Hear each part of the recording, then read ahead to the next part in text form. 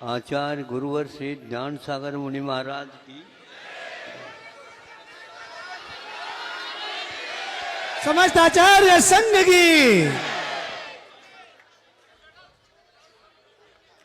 अभी एक व्यक्ति ने अपने भजन में भावों को अभिव्यक्त किया। एक नज़र तो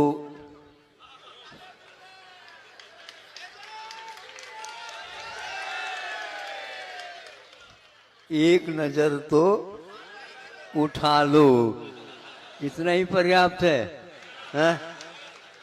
एक नज़र तो ऊपर उठा लो।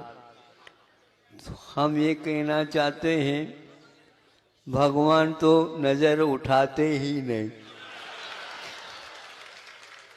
किंतु हमारे लिए कह रखा है कि कभी कभी उठा सकते हो।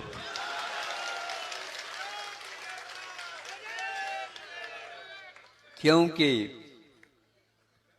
थोक दुकान वाले, फुटकर दुकान वाले भीड़ आ जाती है तो उनको नजर तो उठाना ही पड़ता है, क्योंकि थोक व्यापार से एक प्रकार से अपना काम तो हो जाता है, किंतु वो व्यापारी लोग आए हैं तो वो अपने ढंग से जहाँ जहाँ पर उपभोक्ता हैं वहाँ वहाँ तक इसको पहुँचा करके इसका महत्व और इसकी उपयोगिता बढ़ाएंगे। अभी आपके सामने 4-5 सज्जन जो राजधानी से पधारे,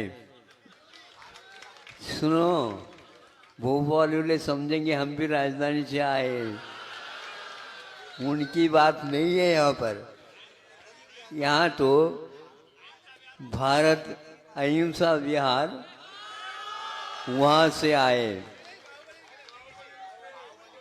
अच्छा, बाहुबली का बोले, बहुत अच्छे। अभी तो एक मोहल्ला वहाँ पर सर्वे हो रहा है और वो कहते हैं कि हमें बहुत कम अवसर प्राप्त होता है। तो आप लोगों के पास कितने कॉलोनीज है बताओ? अच्छा, पूरी दिल्ली हुई है। सुन रहे हैं 1008। हाँ, मांडने तो ऐसे थोड़ी कागज के ऊपर मांडे। हाँ, सोचे तो कल्पना, हमने कहा कि दिल्ली पूरी वही होगी क्या? ठीक ठीक, बहुत अच्छा, बहुत अच्छा, बहुत अच्छी धारणा और अच्छी कल्पना, अच्छी योजना है। महाराज हमारे लिए कोई मौका नहीं मिलता, अब मौका टालू नहीं मिला है तो वो महाराज लोग भी प्रसन्न नहीं बताते हैं। हाँ, कौन दुकानदार ऐसा होगा जो दुकान को चलते हुए देख करके प्रसन्न?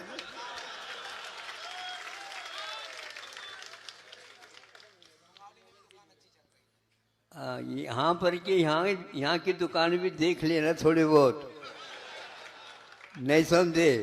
यहाँ पर प्यासी है, जमुना तो खूब चल रही है बहुत अच्छा, बहुत अच्छा। देखो, गंगा हो या न हो, किंतु गंगा से मिलन संबंध रखने वाली ये जमुना तो अवश्य दिल्ली के लिए विशेष रूप से काम कर रही है। किंतु अखंड भारत को नज़र में रखना चाहिए। हम एक नज़र ऊपर उठाओ की अपेक्षा से कि अखंड भारत की ओर प्रत्येक मनुष्य का नज़र जाना चाहिए। इसलिए जाना चाहिए विश्व में इसकी प्रसिद्धि है, और ऐसी प्रसिद्धि नहीं है, ये तो ऐतिहासिक है कि जितने भी देश हैं वो वर्तमान में भी भरत खंड में वो सारे के सारे केंद्रभूत में देखते हैं तो धर्म का ही एकमात्र ध्वजा हमेशा हमेशा लहराता रहता है। ऐसे इस राष्ट्र में जो कोई भी प्रांत, जो कोई भी राज्य हैं, उनकी ओर भी आप लोग अपनी निगाह रखना चाहिए। वहाँ की जनता और आप में कोई भेद नहीं है। केवल नक्शा में ही जिला हो जाता है तो 3-4 जो है तहसील हो जाते हैं और उप तहसील हो जाते हैं। होते हुए भी केंद्र में वो राज्य ही रहता है और सारे राज्य मिल करके एक प्रकार से, हाँ, अब ये जितने भी राज्य की समस्याएं होती हैं उन समस्याओं के हल के लिए एक प्रकार से कि सर्वोच्च न्यायालय की ओर ही निगाह सबकी हो जाती है। इसका अर्थ ये है कि अखंड भारत का अर्थ ये है प्रत्येक जनता वह यहाँ के नागरिक नहीं, वह भारतीय नागरिक माना जाता है। उस नागरिक के लिए जो आप लोगों के बारे में वो क्या सोचते हैं, ये लोग बहुत आनंद के साथ वहाँ पर रह रहे हैं, नहीं, आपको कहना पड़ेगा कि नहीं, हम तो पूरी जनता को ही अपना अपनत्व मानते हैं और उनके साथ स्थापित करेंगे। तभी कहीं जाकर के भारत का इतिहास एक बार ताज़ा हो आएगा, सामने आएगा और भारत की मौलिकता, भारत की एक प्रकार से उपयोगिता और उसका अपने आप में त्याग, तपस्या, यहाँ पर राग से भले ही जीवन प्रारंभ होता हो किंतु भले वह गृहस्थ भी क्यों न हो, उसकी दृष्टि वीतरागता की ओर ही रहती है। परिग्रह मैं जानता हूँ आवश्यक है, लेकिन वह परिग्रह ऐसे आवश्यक नहीं है। एक गांठ पड़ गई तो निकालने के लिए गई 10 गांठ और पड़ जाए। समझ में आ रहे है? हमारी भाषा थोड़ी सी ऐसी है। हो, ये बुंदेलखंड की भाषा है। हो, हाँ, ये बहुत महत्वपूर्ण ध्वनि है। हाँ हाँ, बिल्कुल, क्यों नहीं है। बुंदेलखंड का जितने भी प्राय करके बुंदेलखंड के महाराजों को और आरिकाओं को हमने यत्र तत्र भेजे हैं। दिल्ली के लिए भी भेजा था, किंतु अब के बार अलग रूप से उसका नज़रिया देखने में सुनने में मिल रही है कि दिल्ली में हो करके भी कि कूप का जल है और वहाँ पर प्रासुक जमीन है।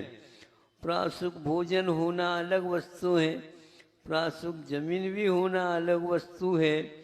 तो इसलिए वहाँ पर महाराज गए हैं, वो लिख रहे हैं, महाराज यह तो धारणा गलत थी कि दिल्ली में कुछ नहीं है हम लोगों के लिए। नहीं, उन लोगों के पास अपने अपने कॉलोनी में बहुत आदर्श मंदिर भी हैं और कूप भी है। श्री जी का अभिषेक होता है और पूजन होती है, प्रार्थना होती है और सब कुछ होता है। और वहाँ पर प्रासुक जमीन भी है, जहाँ चाहें, जैसे बुंदेलखंड खंड में 2-3 किलोमीटर के बाद एक गांव आ जाते हैं, उसी प्रकार वहाँ पर भी कॉलोनी है और वहाँ पर उस कॉलोनी में एक महीना भी निकाल दें तो कई चातुर्मास वहाँ पर हो सकते हैं। अब ये दिल्ली वालों के ऊपर आधारित है कहाँ तक उन मुनि महाराजों को निभाते हैं। शेर को रखना बहुत कठिन होता, ध्यान रखना। शहर की व्यवस्था अलग है और शेर की व्यवस्था समझ में आ गया? हाँ, शेयर बाजार में इन्वेस्ट न करो और एक प्रकार से अपने को वह सच्चे देवगुण शास्त्र को प्रतीक मान करके जनता की सेवा करने का हमेशा हमेशा आप याद रखेंगे, क्योंकि अहिंसा धर्म की स्थापना जनता की सेवा किए बिना संभव ही नहीं। और अहोभाग्य मान करके इस कार्य को अपने जीवन में करने का संकल्प ले लेना चाहिए, दूसरे को भी संकल्पित कराना नहीं चाहिए। और यथा योग्य हम कुवत से बाहर नहीं चाहते, किंतु कुवत को छुपाना भी नहीं चाहिए। हैं, दोबारा कर दो। कुवत से बाहर आप लोग कई कामों में कर जाते हैं, और जब कभी धार्मिक बात आ जाती है, महाराज आजकल तो हमारी दुकान चला तो नहीं है, बाजार में मंदी चाहिए। हाँ, तो अन्य कार्य के लिए भी मंदी आना चाहिए। उसमें तो डबल डबल निकाल करके करते हुए उतना मत करो, किंतु वह विभाजित करके उस संग्रहित अर्थ का अनर्थ नहीं करना, दुरुपयोग नहीं करना, अपव्यय नहीं करना। थोड़ा थोड़ा भी बच जाता है तो उसके द्वारा भी बहुत अच्छा काम हो सकता है, होता है। इस प्रकार जैसे पुराणों में सुनते हैं कि वह इतिहास अपने आप ही सामने आ जाता है, लाने की कोई आवश्यकता नहीं है। पूर्वजों ने ऐसा इतिहास रचा है, वह आज तक स्वर्णाक्षरों में लिखा गया है।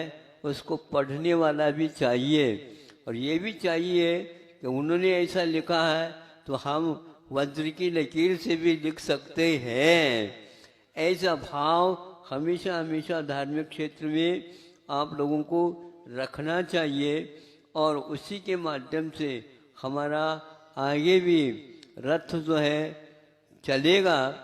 और श्रावक, गृहस्थ और मुनि श्रमण, इन दो मिलकर के ही वह रथ को आगे बढ़ा सकते हैं।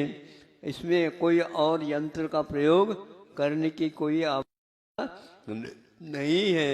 मानव रथ एक प्रकार से मनु के द्वारा चलाया हुआ रथ है। ये मानव रथ है, अहिंसा रथ है।